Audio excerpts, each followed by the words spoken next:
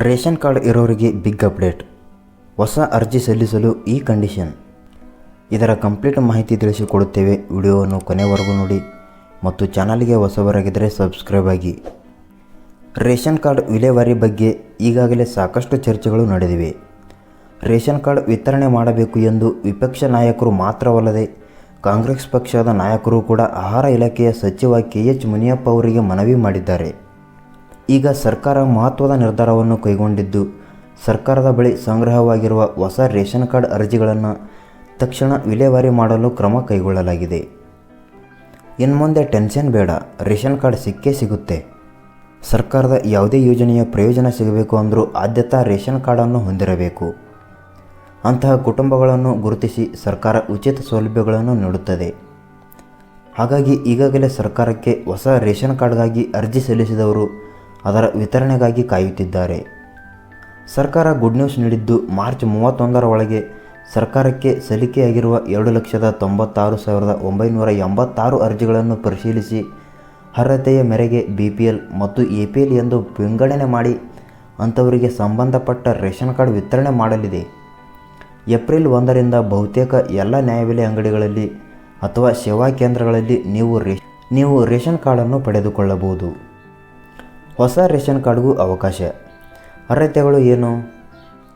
ಹೌದು, ಈಗಾಗಲೇ ಸಲ್ಲಿಕೆ ಆಗಿರುವ ಅರ್ಜಿಗಳನ್ನು ವಿಲೇವಾರಿ ಮಾಡುವುದು ಮಾತ್ರವಲ್ಲದೆ ಹೊಸ ರೇಷನ್ ಕಾರ್ಡ್ ಪಡೆದುಕೊಳ್ಳುವುದಕ್ಕೆ ಅರ್ಜಿ ಸಲ್ಲಿಸಲು ಕೂಡ ಸರ್ಕಾರ ಅವಕಾಶ ಕೊಡಲಿದೆ. ಈ ಅರ್ಜಿಗಳನ್ನು ಬಹಳ ಬೇಗ ಪರಿಶೀಲನೆ ಮಾಡಿ ವಿತರಣೆ ಮಾಡುವುದಾಗಿ ಸಚಿವ KH ಮುನಿಯಪ್ಪ ಅವರು ತಿಳಿಸಿದ್ದಾರೆ.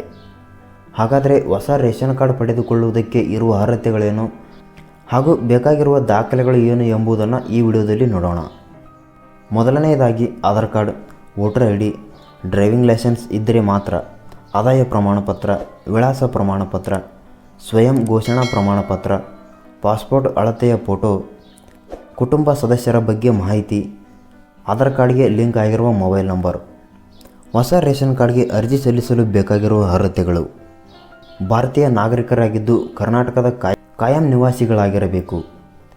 ಈಗಾಗಲೇ ರೇಷನ್ ಕಾರ್ಡ್ ಹೊಂದಿದ್ದರೆ ಅಥವಾ ರೇಷನ್ ಕ್ಯಾನ್ಸಲ್ ಆಗಿದ್ದರೆ ಅಂಥವರು ಮತ್ತೆ ಅರ್ಜಿ ಸಲ್ಲಿಸುವಂತಿಲ್ಲ. ನವ ದಂಪತಿಗಳು ಪ್ರತ್ಯೇಕವಾಗಿ ಜೀವನ ನಡೆಸುವುದಾದರೆ ಹೊಸ ರೇಷನ್ ಕಾರ್ಡ್ ಪಡೆದುಕೊಳ್ಳಲು ಅರ್ಜಿ ಸಲ್ಲಿಸಬಹುದು.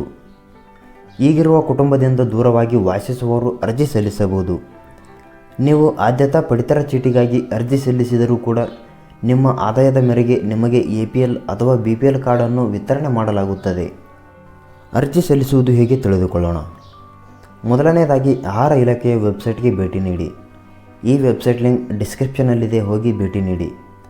ಆಹಾರ ಇಲಾಖೆಯ ಈ ವೆಬ್ಸೈಟ್ಗೆ ಹೋಗಿ ಹೊಸ ಪಡಿತರ ಚೀಟಿಗಾಗಿ ಅರ್ಜಿ ಸಲ್ಲಿಸಬಹುದು. ಆದರೆ ಸದ್ಯ ನಿಮಗೆ ಈ ವೆಬ್ಸೈಟ್ ತಾಂತ್ರಿಕ ಸಮಸ್ಯೆಗಳಿಂದ ಸರಿಯಾಗಿ ತೆಗೆದುಕೊಳ್ಳದೇ ಇರಬಹುದು. ಅಂತಹ ಸಂದರ್ಭದಲ್ಲಿ ಏಪ್ರಿಲ್ 1ನೇ ತಾರೀಕಿನಿಂದ ಸರ್ಕಾರ ಸೂಚಿಸಿದ ಸರ್ಕಾರಿ ಸೇವಾ ಕೇಂದ್ರಗಳಲ್ಲಿ ಅರ್ಜಿ ಸಲ್ಲಿಸಬಹುದು.